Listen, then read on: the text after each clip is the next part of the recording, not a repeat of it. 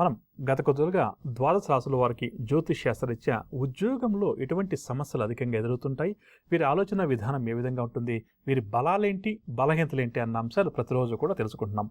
అందులో భాగంగా ఈరోజు కార్యక్రమంలో తులారాశి ఉద్యోగ వర్గాల వారు ఎవరైతే ఉన్నారో, అంటే ఈ ప్రధానంగా వారు గవర్నమెంట్ జాబ్ చేసేవారు కావచ్చు, ప్రైవేట్ జాబ్ చేసేవారు కావచ్చు, ఎవరినో కూడా కావచ్చు, ఎవరైతే ఉద్యోగం చేస్తున్నారో వారి యొక్క బలాలేంటి బలహీనతలేంటి, వారి ఉద్యోగ జీవితంలో వారి ప్రవర్తన ఏ విధంగా ఉంటుంది, ఆలోచన సరళి ఏ విధంగా ఉంటుంది, ఎటువంటి సమస్యలను మీరు అకస్మాత్తుగా ఎదుర్కోవాల్సి వస్తుంది అన్న అంశాలు, దానికి సంబంధించిన పరిహారాలు కూడా మనం ప్రధానంగా తెలుసుకునే ప్రయత్నం చేద్దాం. తులారాశి వారికి ఉద్యోగ జీవితంలో పెద్ద పెద్ద సమస్యలు ఏమీ ఎదురు కావు అని చెప్పవచ్చు. కానీ ఒకవేళ వీరి జాతకంలో సూర్యగ్రహం అంత అనుకూలంగా లేకపోతే తరచుగా ఈ తులారాశి వారు ఉద్యోగాలు మారుతూ ఉంటారని చెప్పవచ్చు. అంటే మొత్తం మీద తులారాశి వారి ఉద్యోగ జీవితం సాఫీగా సాగుతుంది. పెద్ద పెద్ద సమస్యలు ఏమీ ఉండవు. ప్రతి ఉద్యోగికి కొన్ని సమస్యలు ప్రతిరోజు కూడా వస్తుంటాయి. ఆ సమస్యలు వాటంతగా తీరుతుంటాయి కదా, ఆ విధంగా ఉంటుంది తప్పితే అకస్మాత్తుగా వచ్చే పెద్ద సమస్యలు ఏవి కూడా తులారాశి వారికి ఉండవు. అదేవిధంగా పై అధికారులతో కూడా కొంతవరకు వీరికి సమస్యలు ఎదురవుతాయి. ఒకవేళ సూర్యగ్రహంగా వీరికి అనుకూలంగా ఉంటే సాధ్యమైనంత వరకు కూడా పెద్ద సమస్యలు ఏమి కూడా వీరికి ఎదురు కావని చెప్పొచ్చు. వీరు ఏ ఉద్యోగంలో ఉన్నప్పటికీ కూడా స్థిరంగా ఉద్యోగాన్ని కొనసాగిస్తారని చెప్పొచ్చు. ఏదైనా కష్టము నష్టము ఉద్యోగ జీవితంలో సవాళ్లు ఏదైనా ఎదురైతే ఏమాత్రం కూడా తులారాశి వారు భయపడరు. దాన్ని కూర్చొని ఆలోచన చేసి ఏ విధంగా ఆ సమస్యను అధిగమించగలుగుతాము, అసలు ఈ సమస్య నాకు ఎందుకు వచ్చింది అని చెప్పి కొంతవరకు లోతుగా అంటాం కదా, ఆలోచన చేసి ఆ తర్వాత అధ్యయనం చేసి అవసరం అనుకుంటే అధికారుల యొక్క సలహాలు తీసుకుని ఆ సమస్యను పరిష్కరించుకునేందుకు కృషి చేస్తారు.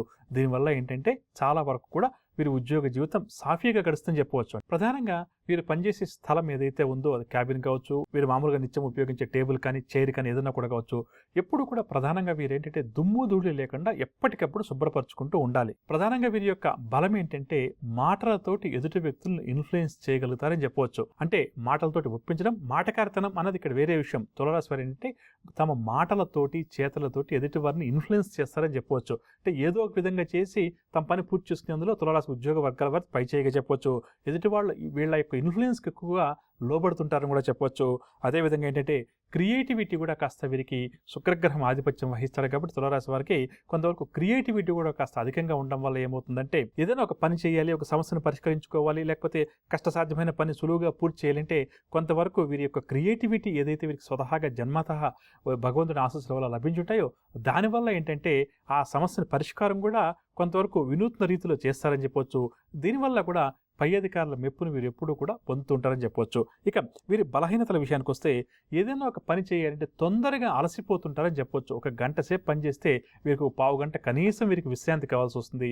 ఈ విధంగా తొందరగా అలసిపోతారు కాబట్టి ప్రధానంగా తులారాశి వారు ఏంటంటే ఆరోగ్యాన్ని ఎప్పుడూ కాపాడుకుంటూ కొంతవరకు ఈ ఫిజికల్ ఫిట్నెస్ అంటాం కదా, దీన్ని కొంతవరకు జాగ్రత్తగా చూసుకుంటూ ఉంటే సరిపోతుంది. లేకపోతే మాత్రం ఇతరత్ర ఆరోగ్య సమస్యలు కూడా తులారాశి ఉద్యోగ వర్గాల వరకు ఏమైనా ఉన్నాయనుకోండి, దానివల్ల మరింత తొందరగా అలసిపోతారు. కాబట్టి కొంతవరకు ఈ విషయం పట్ల కొంత శ్రద్ధ వహించడం, అదేవిధంగా ఇతరుల యొక్క సహాయం కానీ సహకారం కానీ లేకపోతే వీరు ఒక అడుగు కూడా ముందుకు వేయలేరు. చూడండి, ఇందాక చెప్పుకుంటే బలాల్లో ఏంటంటే వీరి క్రియేటివిటీ ఉంటుంది, తాము ఎదుటి వ్యక్తులు ఇన్ఫ్లుయెన్స్ పనులు పూర్తి చేసుకుంటారని చెప్పుకున్నప్పటికీ కూడా ప్రధానంగా ఏంటంటే తులారాశి వారికి ఎప్పుడు కూడా ఒక ఇద్దరు ముగ్గురు మనుషులు వీరు వెంట ఉండాలని చెప్పొచ్చు. ఉద్యోగ వర్గాల వారికి ఏదైనా విజయం సాధించాలని చెప్పి అనుకుంటే కొంతమంది యొక్క అండదండలు అంటాం కదా, అమ్మా అలాంటి వాళ్ళది నిజమైన ప్రేమ కాదు, అది వ్యామోహం. ఎగ్జాక్ట్లీ చిన్నత్త, నిజంగా ప్రేమించుకున్న వాళ్ళు అలా చేయరు. ఎంత మనసు విరిగిపోతే కన్న కూతుర్ని పట్టుకొని మా దృష్టిలో చచ్చిపోయా ఉంటుందా తల్లి? అది సరే అమ్మా, తన కూతురుతో తన మాట అనేటప్పుడు ఆమె మాటల్లో వ్యథ, కళ్ళల్లో బాధ గమనించావమ్మా? పెద్దబాబుకు బర్త్డే విషెస్ చెప్పు కూడా వెళ్ళాం కదా. ఊరికే ఎలా కాలిపోతుంది? మంట పెడితేనో పడితేనో తగలబడుతుంది.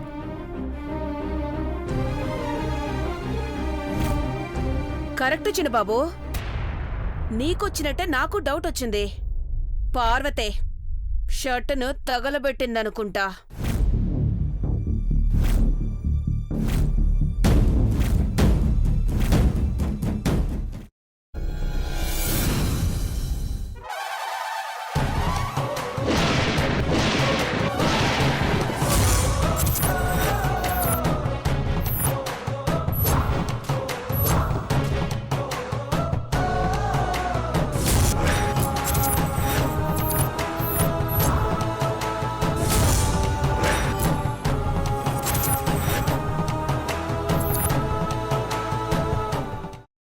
తీసుకున్న తర్వాత పొట్టు తీసేసి చాప్ చేసి పక్కన పెట్టుకోవాలి.